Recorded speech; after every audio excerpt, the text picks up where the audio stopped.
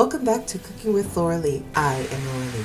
And yes, it is time for our monthly collaboration as we visit Singapore. Please visit the description for all of the wonderful participating channels and schedule times. Do not miss out on this treat and be sure to support all. For this collaboration, I decided to make Bak Kut Teh. Bak Kut Teh means pork bone tea.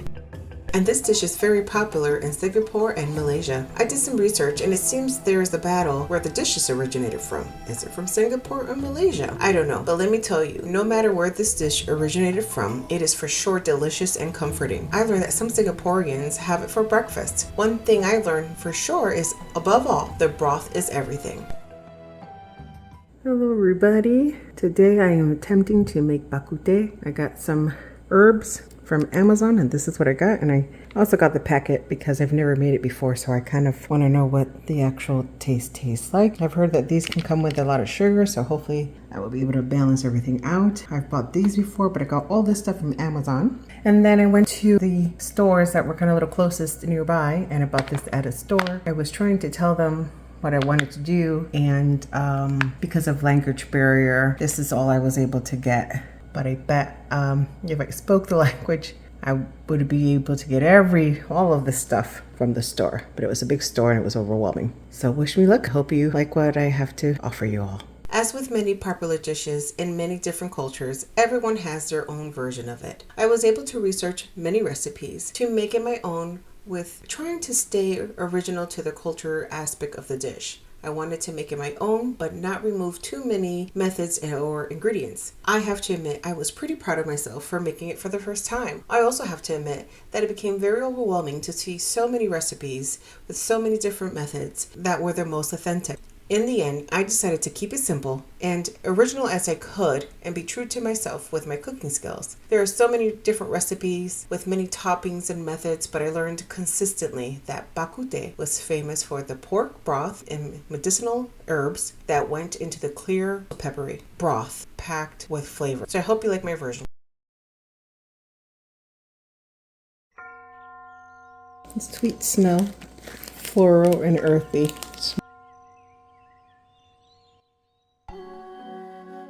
Oh, that's strong. But then it kind of lightens up. Looks like slices of ginger on the sweeter side. And the texture reminds me of like yuca. It's not bad. It's sweet to me. Another earthy thing. It's very pleasant. It reminds me of almost citrusy too, like an orange or something. Obviously, orange is super citrusy smelling.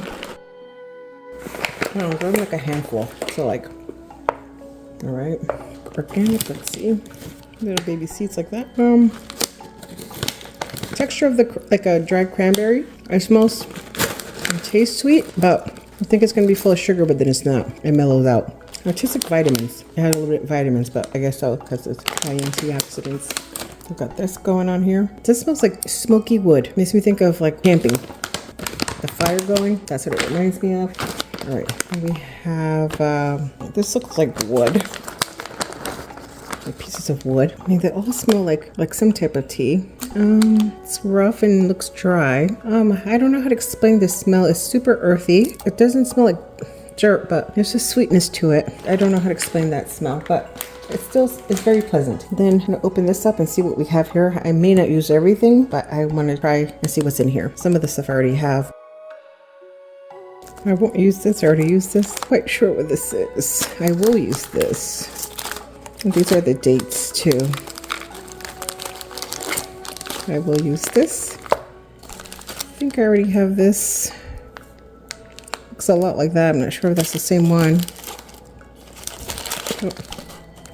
Maybe that's the same thing. I'm not really sure. I'm not going to use this for now because I don't know what this, and I'm not really quite sure what this is. Let me smell this one. It smells like peanuts to me. In a shoebox. Try this a little bit. This is hard. Not sure I'm gonna use that one. Well, I don't think I'm good. This tastes like wood to me. And I don't know which is which, except for the red date, the berries, and the honey dates. But I will use this in the future. Now, as I was doing my research, I see everyone using these or something like this, or cheesecloth, or a muslin cloth. And so this one is labeled a brew, like a brewing cloth. So I'm gonna wash this because I don't know where this been. And I tasted one of the ingredients, but I didn't even think about washing some of these. And the instruction says to wash them, so make sure you wash them. Okay, I had to uncover because everything started spilling everywhere. But see all that? That's all the impurities. So you want to remove that. You're still going to end up washing everything. And I haven't seen it be done like this, but I want this to get the full flavor, even though it's going to continue to cook. And I'm doing it like this because I want it to be very flavorful and tender. So I'm going to remove this, have this done a couple of times, and I'm going to rinse it off.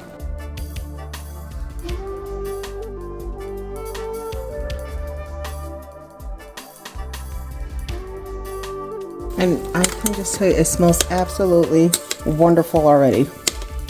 And usually I like to use aniseed, but I ran out. Went to the store and they still didn't have any, so I'm sure aniseed would be great, and I would use 2 here and then 2 for afterwards. And I just picked this for the ribs, for the fact of just having it simple. I'm gonna put all kinds of parts of the pork, but I was just satisfied with this. I wanted to cut down on the time as well. Wash this. Great smoky flavor from this right here. Woodsy, just reminds me of a type of tea. I'm gonna rinse this off.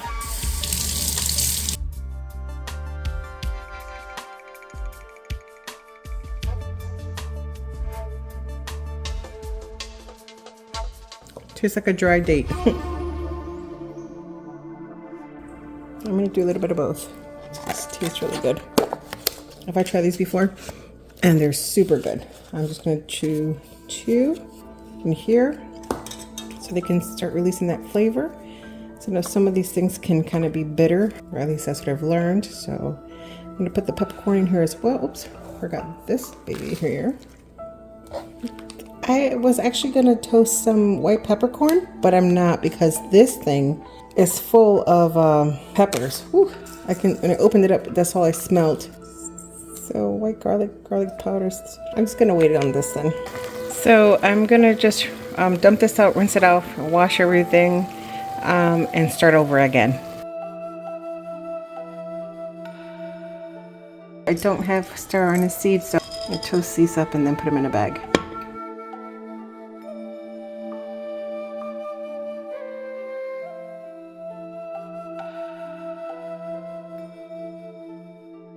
I don't really see this in the recipe, but I cut it because it's medicinal, and ginger is known to be medicinal. This, and I wash this off. Usually I don't wash them off. I'm going to cut it in half. Looks like cells.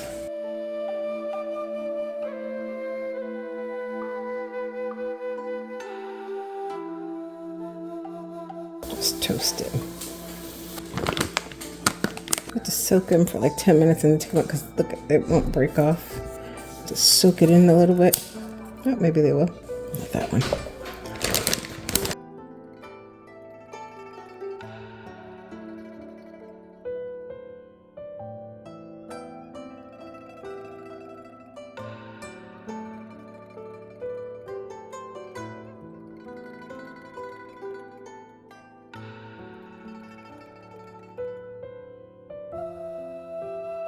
Okay, I left this going hard for 5 minutes. Now I'm going to bring it all the way down. Now it's already simmering down some more. And I've rinsed this very well about 5 times, and I'm going to let it soak in water. I'm going to try to get these stems out of here. I think it'll be a little bit more of a pleasant eat. So I'm going to let this sit here for 5 more minutes, pull these out, wash them again, and then let them sit for like 10 minutes, and then add them into the pot. Okay, now we are back to a simmer, and I'm going to gently put this back in. A couple that were 2. Didn't add any salt or pepper because the packet was pretty strong. So I'm gonna let it do its thing. Cook, I don't know, let's say for 30 minutes, and I'm gonna check it and then do my other stuff, and then let it maybe sit for 30, 45 minutes, I don't know. Let that just slowly simmer. At this point, it's at a 2, but I'm going to bump it up to 3 So I don't know about you guys, but I have a power boil and I had it here, moved it up, and now I'm gonna actually move it up to a 6. So it can be a slow boil. I'm sure it's gonna go up a little bit more. I want it to be more of a slight boil. And we have about 45 minutes left. It's been like about 20 minutes that it's been boiling super slow. I cleaned the mushrooms too much and they don't have that brown liquidly juice, but that's okay. I'm gonna add it here and I'm not going to add the water it was soaking in because it's still pretty clear. I'm gonna let this keep cooking and then I may add another 20 minutes after the this time is up. Again, it's my first time making it, so I want to make sure I get it right. I have to add more pepper, but I'm just gonna wait till the simmers down and I'll show you anything else I add in after this. As I had only about 20 more minutes before the Bak Kut Teh was done, I decided to do something special and make a homemade tea. In Singapore, it is traditional to serve tea with the Bak Kut Teh, so I figured to keep it with the same ingredients with ginger and some of the ingredients that I use for the soup to help digest some of the richness from the pork in the soup.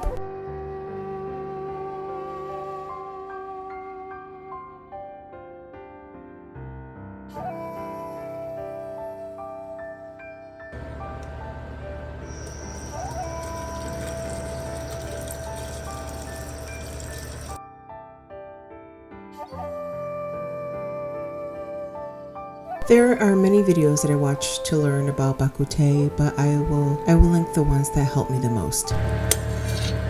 Okay, I think now I need some salt, maybe a little bit more pepper to get that peppery taste.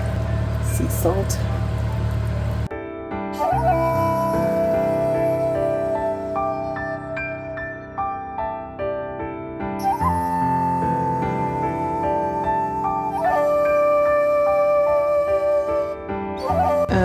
I'm gonna add a couple more things, not sure quite exactly what. A total of 2 teaspoons for salt. I think that will help out on the flavor. And then I think 1.5 teaspoons white pepper, because I thought the powder was gonna be enough. Let me try this before. It has enough garlic, but I don't know. Let's see here. Oh yeah, that's what I needed. Much better. Want to be extra good. So I peeled these. I dropped them in here. I was going to cut them in halves, but oops, I lied. I did it.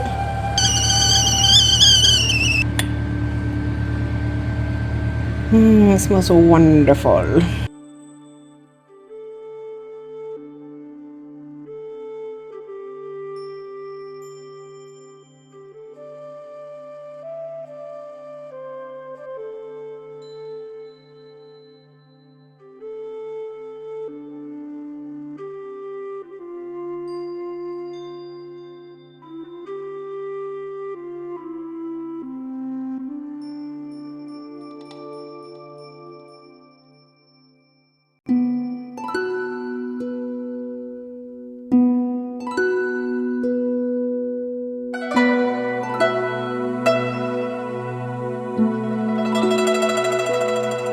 My daughter wanted noodles because she thought they had noodles, and there's no noodles, so I quickly warmed this up for her so she can have noodles.